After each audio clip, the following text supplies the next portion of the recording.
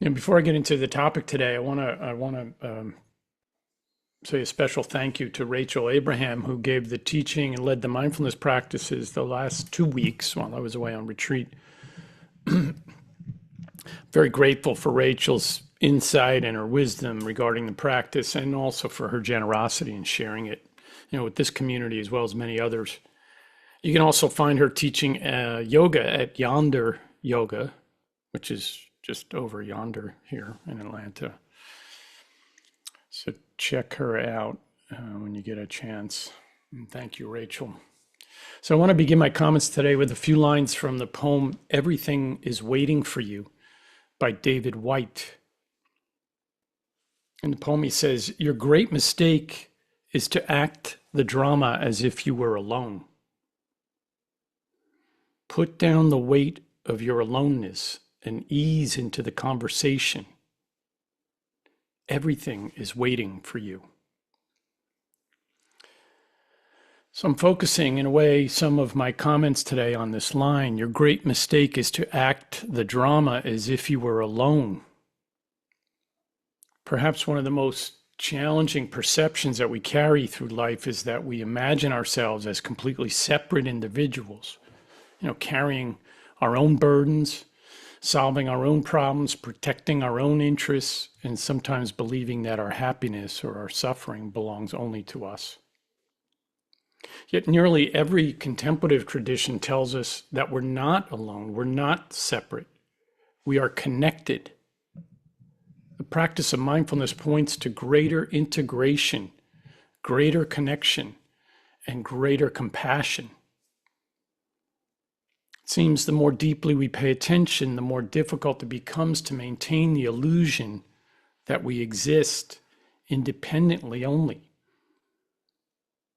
While mindfulness can help us reduce stress and be calmer, it offers more than just a way to fix certain mind states or conditions. Beyond becoming less stressed, as important as that is, it also points to an awareness of being connected within ourselves and to one another and to the natural world. As David Whyte poetically says, everything is waiting for you. More than 2,500 years ago, the Buddha articulated this insight in the teaching he called dependent origination. He summarized this important teaching with 2 sentences. When this is, that is. With the arising of this, that arises. He's pointing to that nothing exists independently, completely. Everything comes into being through countless causes and conditions. And we are impacted by our environment, and our environment impacts us as we impact it. Thich Nhat Hanh devoted much of his life to helping us experience this teaching in ordinary life. In the opening chapter of his book, Jesus and Buddha as Brothers, he describes 2 ways of seeing. The first is our ordinary perception, which divides reality into separate objects and separate selves, and there's a place for that. But there's another kind of seeing. The second way of seeing he calls looking deeply. Looking deeply reveals that every person and everything exists only through relationship with everything else. So there's ordinary perception, which helps us to see what's present and then divides and separates what we see. And then there's looking deeply, which allows us to see beyond the surface and recognize the connections between things. This, I think, is clearly illustrated if we reflect on trees. If we look at it on the surface, we see many distinct and separate aspects of the tree, the bark, the trunk, the branches, and the leaves. But if we look deeply beneath the surface to the root system, we see complex connectivity, a lively web of communication and cooperation, often referred to as the mycorrhizal network, an intricate interaction of several roots from many trees, giving it the nickname the Wood Wide Web. I like that. And the tree roots also interact with other systems, forming a vast thread-like web of communication with fungal filaments called mycelium. And these interactions increase the tree's capacity to connect with other trees and other systems. Thich Nhat Hanh has been pointing to these kinds of connections throughout his teachings. He explained that a flower is not merely a flower, it contains sunshine, rain, clouds, soil, time, the gardener. Without these, he says, there is no flower. And likewise, each of us contains our parents, our teachers, friends, strangers, the joys of our life, the losses of our life, and generations who have shaped how we have become today. So mindfulness helps us deepen our ordinary perception and help cultivate the ability to look deeply. What's so interesting to me is that modern science is beginning to and has been describing in the language of neuroscience and psychology that something remarkably similar to this insight that ancient meditative traditions have had for some 5,000 years. It's confirming that now. Neuroscience is confirming that mindfulness doesn't simply help us relax, it also helps the brain function more coherently. Brain networks involved in attention, emotional regulation, and self-awareness communicate more efficiently with one another, while the brain's tendency toward habitual rumination becomes less dominant, getting caught up in one track of rumination. The psychiatrist Dan Siegel calls this connection of various brain regions integration, which he defines as the healthy linkage of differentiated parts. We got all these different systems going on, but they link. Furthermore, in his book Mindsight, Siegel suggests that integration is the foundation of well-being and the basis of health. Integration. But the changes don't stop just with us within our system. We not only have greater connection within ourselves, we also connect better with others. Many studies show that mindfulness increases empathy, compassion, perspective taking, and social connectedness. And the integration is not limited to connections just between people. Other research shows that mindfulness even deepens people's sense of connection with the natural world. So mindfulness increases integration within the brain, strengthens our capacity for empathy and social connection, and deepens our felt relationship with the natural world. Perhaps this is why mindfulness so naturally leads towards compassion. As our inner world becomes more coherent, our awareness expands beyond this kind of illusion of separateness, and we begin to see that reality. Compassion then emerges. It's no longer something we force. It becomes the natural response to our discovery that all things arise together in a web of cause and effect, or as the Buddha called it, dependent origination. Jesuit priest Greg Boyle, founder of the LA-based organization called Homeboy Industry, he started that to support formerly incarcerated men and women who were looking to change their lives, to work and support themselves and their families, and to heal from the trauma and abuse that expressed itself in criminal behavior. When people started coming to Boyle after they got out of prison, they talked about the great difficulty they had finding honest work. The community didn't want to hire ex-cons, even if they were working to heal their wounds and change their lives.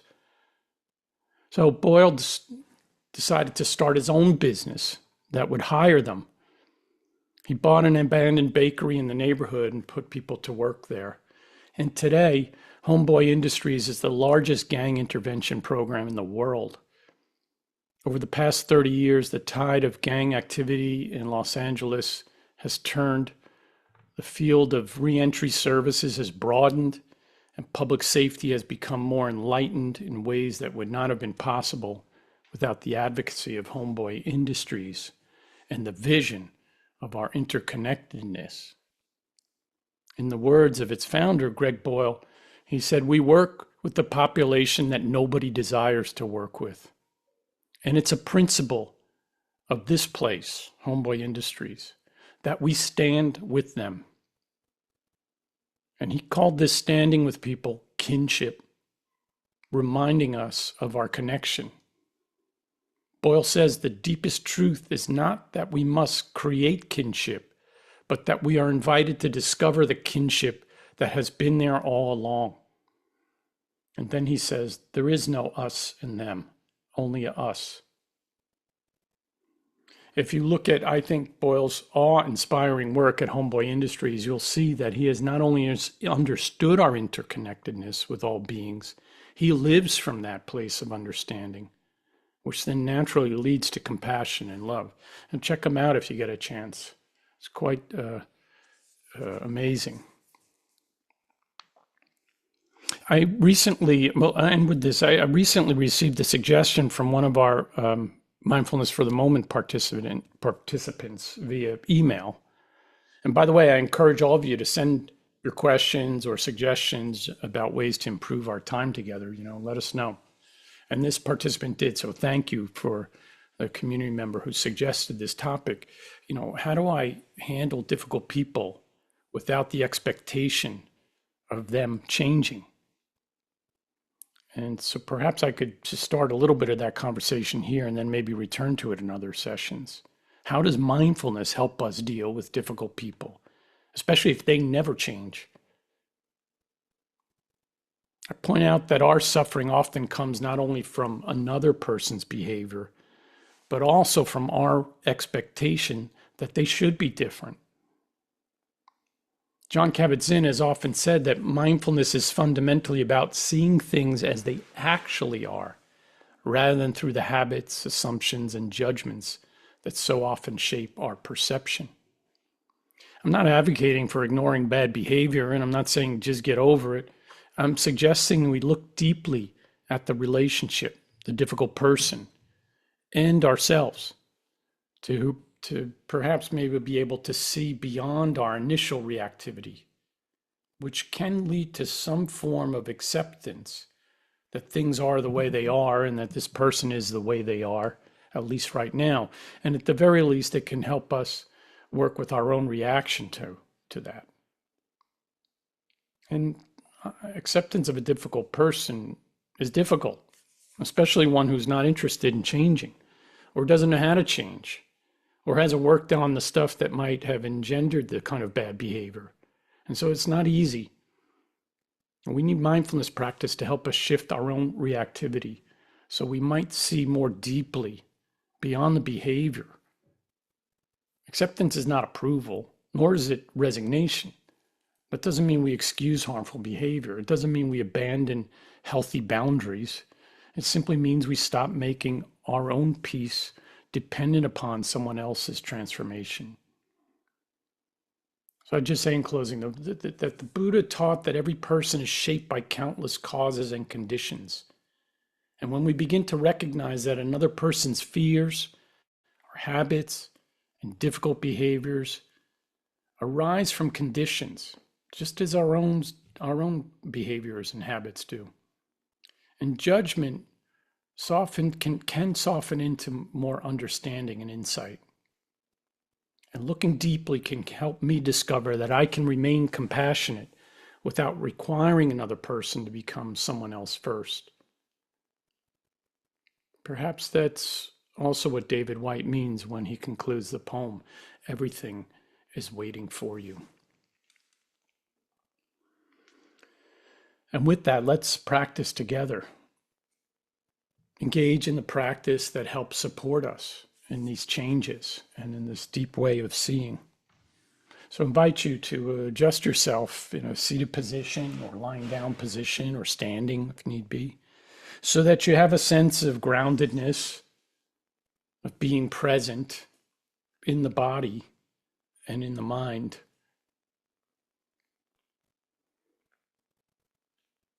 And sitting upright as much as you're able, but relaxed Finding a place to rest your hands on the thighs or gather together in your lap.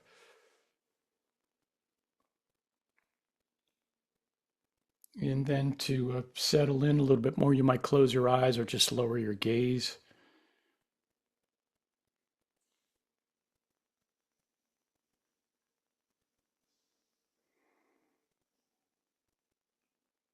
And let's practice just being present, simply being present in a particular way, a non-judgmental way. And that we can be present in this moment, moment by moment, without having to add any commentary or reaction. And when we do, which we're likely to do, noticing that we have and just come back and using the breath as a present moment anchor, object of awareness to return the mind to each time we notice it going off. And it doesn't matter what it's going off to, the future, the past, interesting story, whatever it is. Just acknowledge it, give a nod to it, come back to the breath. It's important to notice when the mind is doing that, when it's distracted, when it wanders, when it's caught up in memories or storylines or plans. And to be very clear about this in terms of the guideline of the practice, we're not trying to suppress that kind of thinking or planning or remembering.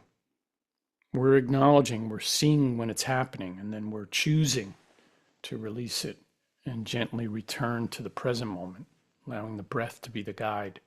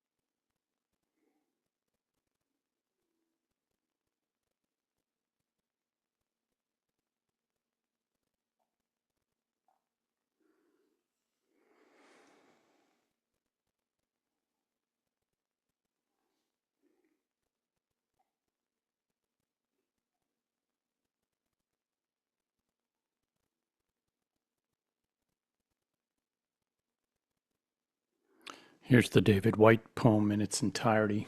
Everything is waiting for you. Your great mistake is to act the drama as if you were alone, as if life were a progressive and cunning crime with no witness to the tiny hidden transgressions. To feel abandoned is to deny the intimacy of your surroundings. Surely, even you at times have felt the grand array, the swelling presence, and the chorus crowding out your solo voice. You must note the way the soap dish enables you, or the window latch grants you freedom. Alertness is the hidden discipline of familiarity. The stairs are your mentor of things. The doors have always been there to frighten you and invite you. And the tiny speaker in your phone is your dream ladder to divinity. Put down the weight of your aloneness and ease into the conversation. The kettle is singing even as it pours you a drink. The cooking pots have left their arrogant aloofness and seen the good in you at last. All the birds and creatures of the world are utterably themselves. Everything is waiting for you.